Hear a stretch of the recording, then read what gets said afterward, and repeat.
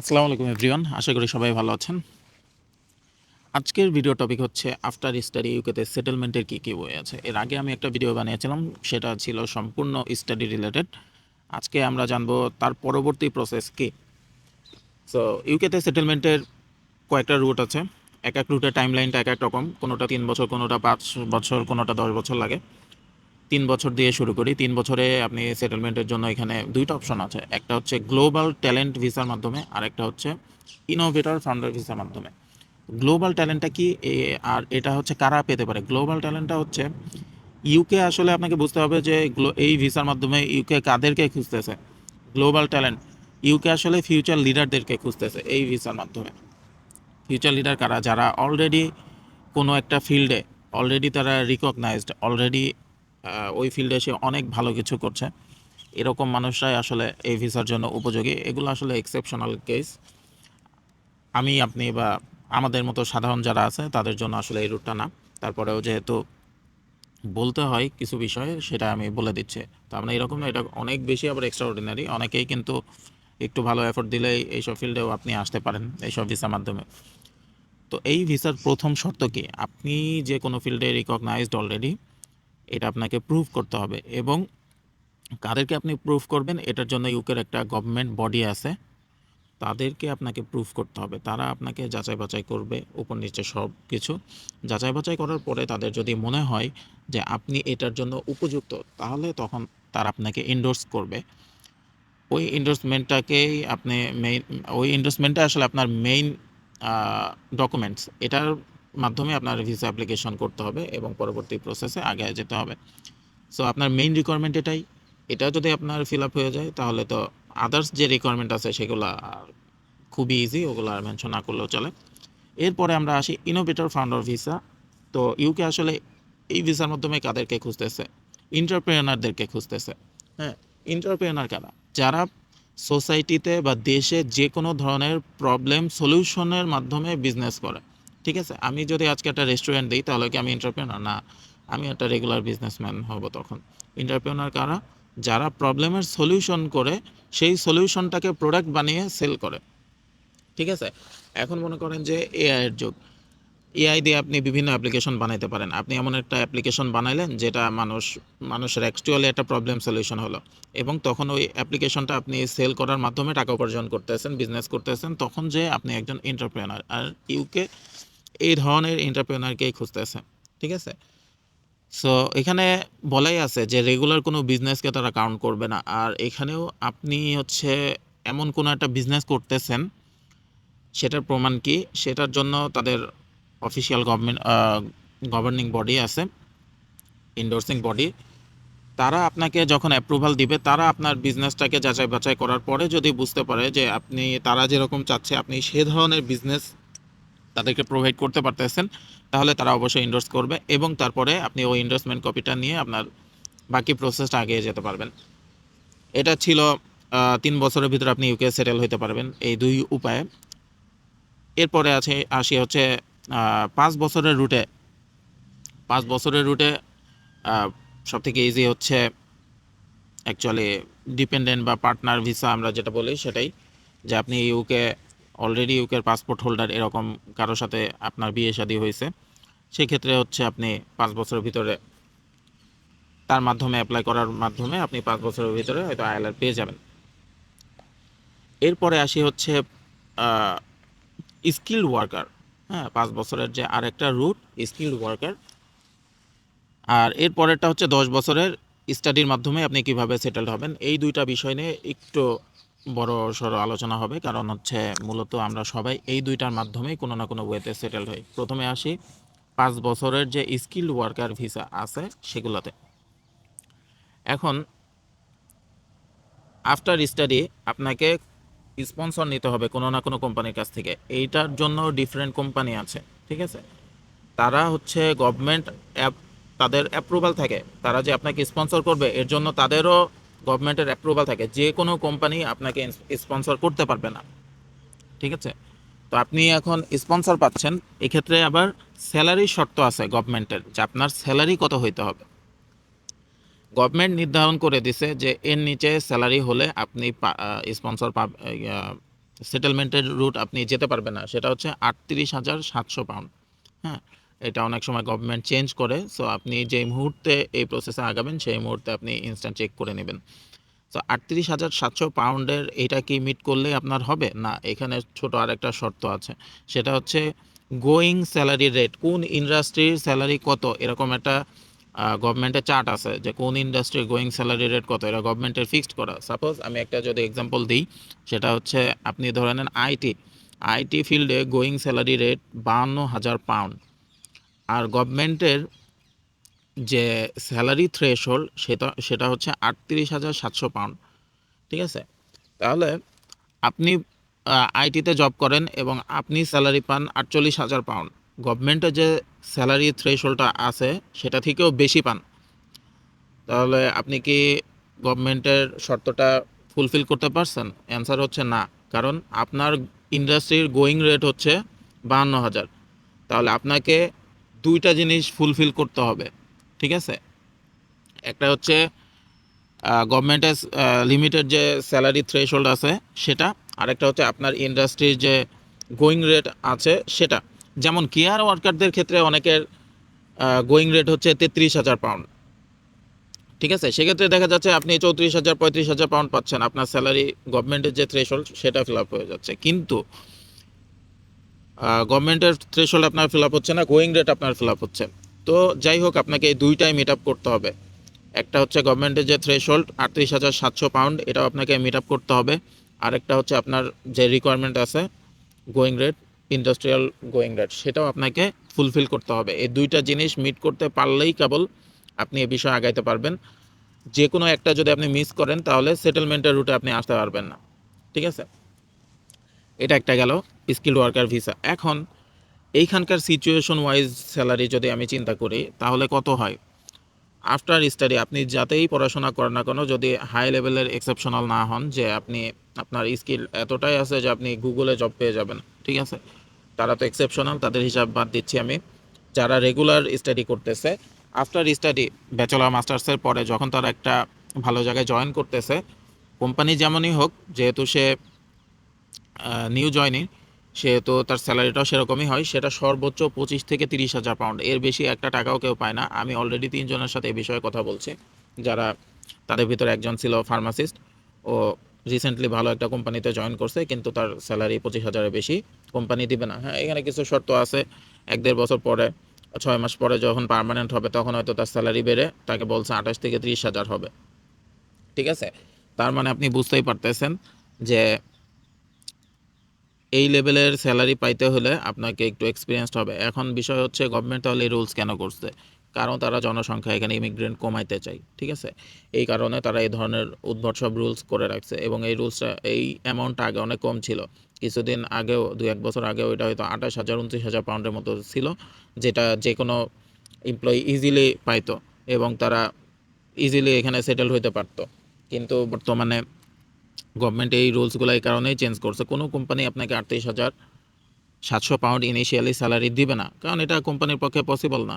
ঠিক আছে, কারণ আপনিও যেহেতু এক্সপিরিয়েন্সড না, সেহেতু মানে আপনাকে তারা কেনই বা এত স্যালারি দিবে? এটা বাংলাদেশের প্রেক্ষাপটেও যদি আপনি চিন্তা করেন, আপনি ইনিশিয়ালি যদি কোথাও জয়েন করতে চান, সেটা যদি ইন্টারন্যাশনাল কোনো কোম্পানি হয়, ইউনিলিভার, তারপরে হচ্ছে ব্রিটিশ আমেরিকান টোবাকো, এই টাইপের যদি কোম্পানি হয়, তারা হয়তো আপনারা 25-30 হাজার রেঞ্জের একটা স্যালারি অফার করবে। আফটার পার্মানেন্ট তারা হয়তো 35-40 হাজারের দিকে যায়। ঠিক আছে, কিন্তু আপনি যদি অন্যান্য কোম্পানির কথা যদি ধরেন, তারা কিন্তু আপনার 15-18-20 এর বেশি অফার করবে না। আপনি পার্মানেন্ট হওয়ার পরে হয়তো 25-এ যাবে, আর এরপরে আপনার স্যালারিটা বাড়াইতে কত, মানে ডিপেন্ড করবে পুরাটাই আপনার উপরে, নেগোসিয়েশনের উপরে বাকিটা বাড়ে। সো আপনি বুঝতেই পারতেছেন এখানকার অ্যাকচুয়াল সিনারিওটা কেমন, যে আপনি পড়াশোনা করলেই কি অনেক ভালো রেঞ্জের স্যালারিতে জব করতে পারবেন? না, পারবেন না, কারণ এদের স্ট্যান্ডার্ডটা এরকম। ঠিক আছে, তো আপনি যদি স্কিল্ড ওয়ার্কার ভিসার মাধ্যমে সেটেলড হইতে চান, আপনাকে অবশ্যই এই স্যালারির যে থ্রেশহোল্ড আছে এটা আপনাকে মিট আপ করতে হবে। আর বর্তমান সিচুয়েশন ওয়াইজ এটা অনেকটা ইম্পসিবলের মতো শোনা যায়। সো আপনাকে চিন্তা করতে হবে এখন বাকিটা কিভাবে আপনি সেটেল হতে পারেন। এরপরে আসি স্টাডি রিলেটেড ভিসা। আর সব ভিসাতে কমন কিছু রুলস আছে, যেমন হচ্ছে আপনি 1 বছরের ভিতরে 180 দিনের বেশি ইউকের বাইরে থাকতে পারবেন না। এটা যে কোনো ভিসার ক্ষেত্রেই কমন একটা রুলস, ঠিক আছে? যদিও 365 দিনের ভিতরে একটা মানুষ কেনই বা 180 দিনের বেশি বাইরে থাকবে, এটাও অবশ্য একটা অসম্ভব বিষয়। তারপরেও অ্যাক্সিডেন্টালি অনেক কিছু হতে পারে যার কারণে মানুষ বাইরে থাকে। সো যখন আপনারা এরকম থাকবেন সেগুলো অবশ্যই এই ডেগুলো কাউন্ট করতে হবে। স্টুডেন্টদের ক্ষেত্রে এটা ওরা আরেকটু হার্ড করে রাখছে। এখন 10 বছরের বিষয়ে আসি। স্টুডেন্ট রুটে 10 বছর আপনি যদি লিগালি যে কোনো বিষয়ে পড়াশোনা করেন, 10 বছর লিগালি এখানে স্টাডি করার পরে আপনি আইএলআর এর জন্য অ্যাপ্লাই করতে পারেন, ঠিক আছে? কিন্তু 10 বছর এইখানে নিজের টাকায় পড়াশোনা করে টিকে থাকা এটা খুবই টাফ। এই কারণেই ওরা এই রুলসটা বানাচ্ছে। তার উপরে আবার বর্তমান গভর্নমেন্ট কিন্তু এগুলো চেঞ্জ করে 10 বছরেরটা 15 বছর এবং 5 বছরেরটা 10 বছর করার ট্রাই করতেছে। তো এগুলো আপনাদেরকেই মাথায় রাখা লাগবে। এখন 10 বছর আপনি কিভাবে ফিল আপ করবেন, এটা তাদের পক্ষে সম্ভব যারা ব্যাচেলর এখানে আসে। ব্যাচেলর, মাস্টার্স, পিএসডব্লিউ, পিএইচডি এগুলা করলে আপনার 10 বছর ফিল আপ হওয়া সম্ভব। কিন্তু যারা এখানে মাস্টার্সে আসে তাদের তো ডাবল মাস্টার্স, ডাবল পিএইচডি, ঠিক আছে? এরকম করে 10 বছর টানা লাগবে, আদারওয়াইজ তো এটা পসিবল না।